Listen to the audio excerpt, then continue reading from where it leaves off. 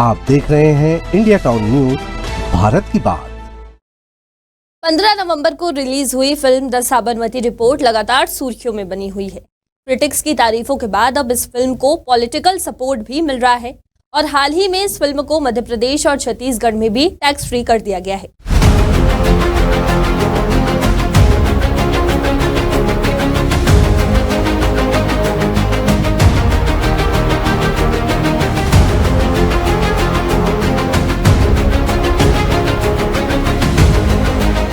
इस फिल्म की तारीफ प्रधानमंत्री मोदी ने भी की है और उन्होंने एक्स पर लिखा कि एक झूठी कहानी सीमित समय तक ही चल सकती है, आखिरकार तथ्य हमेशा सामने आ ही जाते हैं। वहीं इस फिल्म को लेकर गृह मंत्री अमित शाह ने भी द साबरमती रिपोर्ट की तारीफ की। गृह मंत्री अमित शाह ने सोशल मीडिया प्लेटफॉर्म एक्स पर एक पोस्ट शेयर किया जिसमें उन्होंने फिल्म द साबरमती रिपोर्ट की तारीफ की और साथ ही इस फिल्म को देखने की वजह भी बताई है।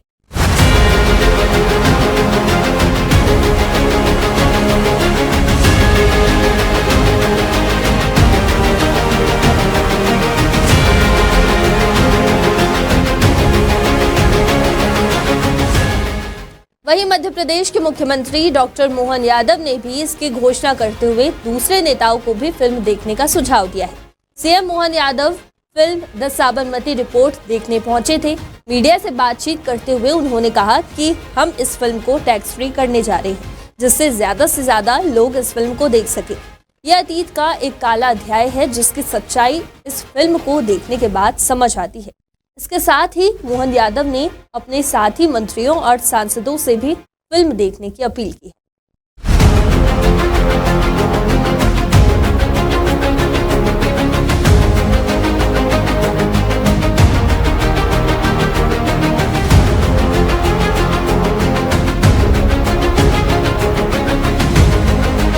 वहीं छत्तीसगढ़ के सीएम विष्णुदेव साय ने द साबरमती रिपोर्ट फिल्म की सराहना की है। उन्होंने ट्वीट कर कहा कि द साबरमती रिपोर्ट जैसे फिल्म इतिहास के उस भयावह सच को सामने लाने के सराहनीय प्रयास के रूप में देखा जाना चाहिए, जिस सच को देश की जनता से हमेशा छुपाने का प्रयास किया गया।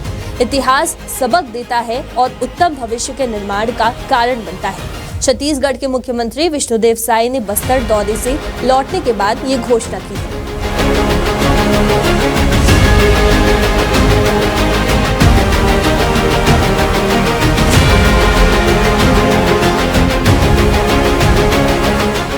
दो 2002 में गुजरात में हुए गोधरा ट्रेन हादसे से प्रेरित द साबरमती रिपोर्ट किस तरह की मूवी है, चलिए जानते हैं।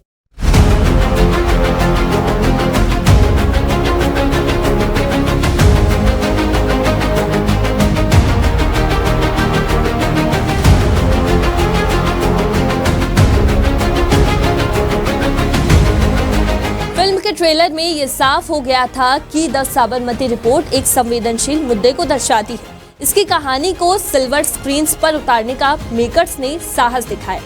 हालांकि जो लोग ये सोच रहे हैं कि इस मूवी में गुजरात कांड पर अतीत में बनी फिल्मों की तरह पुराना प्लॉट देखने को मिलेगा, तो शायद आप गलती कर रहे हैं, क्योंकि ट्रेलर में कहानी की गहराई को छिपाया गया है। असली ड्रामा मूवी देखने पर पता लगता है, जो कि एक ड्रामा थ्रिल के तौर पर कंप्लीट एंटरटेन पैकेज है। साल 2002 में फरवरी का महीना था, तारीख थी 27। ये वही मनहूस दिन था जब गुजरात के गोधरा नाम की एक जगह में साबरमती एक्सप्रेस के S6 कोच में आग लगा दी गई थी। इस कोच में कार सेवक सवार थे जो अयोध्या से आ रहे थे। इस अग्निकांड में 59 लोगों की जलकर मौत हो गई थी। गोधरा कांड के एक दिन बाद यानी कि 28 फरवरी को देश ने आजादी के बाद सबसे बड़ी त्रासदियों में से एक देखी है। पूरे गुजरात को दंगों ने अपनी चपेट में ले लिया। करीब 3 महीनों तक अहमदाबाद और इसके आसपास के इलाके इस त्रासदी की चपेट में रहे। इन सांप्रदायिक दंगों की चपेट में आए करीब 1000 लोगों ने अपनी जान गंवा दी थी।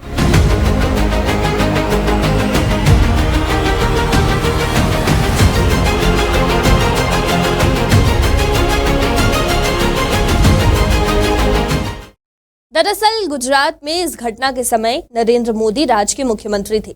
उनके नाम को अक्सर इस त्रासदी से जोड़ा जाता है। मार्च 2002 में उन्होंने गोधरा कांड की जांच के लिए नानावटी शाह आयोग बनाया। हाईकोर्ट के रिटायर्ड जज केजी शाह और सुप्रीम कोर्ट के रिटायर्ड जज जीटी नानावटी इसके सदस्य बने।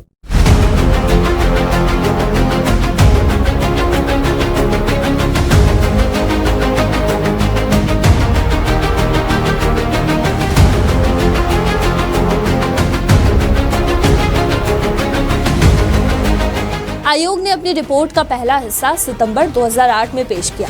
इसमें गोधरा कांड को सोची समझी साजिश बताया गया था।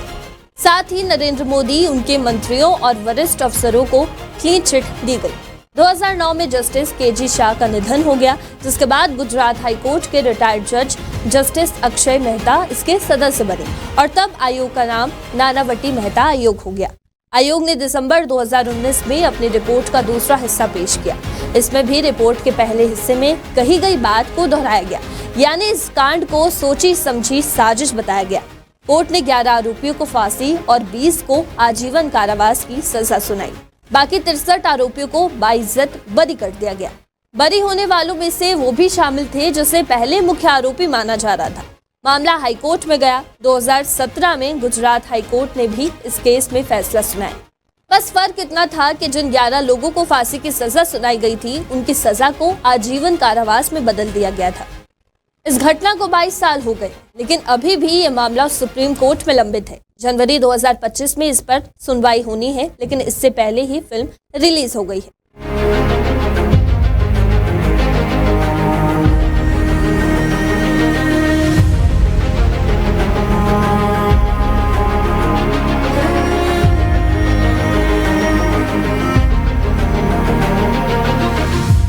द साबरमती रिपोर्ट को भी पूरे देश में टैक्स फ्री करने की कवायद चल रही है। इससे पहले साल 2022 की फिल्म द कश्मीर फाइल्स को भी देश भर के कई बीजेपी सरकार वाले राज्यों में टैक्स फ्री किया गया था।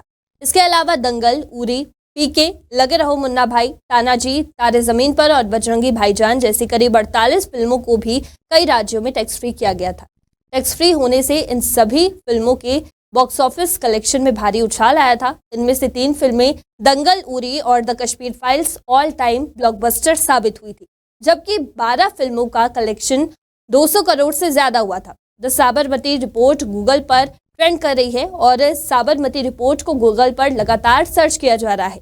पिछले 30 दिनों के गूगल ट्रेंड्स को देखें तो साफ है कि द साबरमती रिपोर्ट्स को सर्च करने का ग्राफ तेजी से बढ़ रहा है।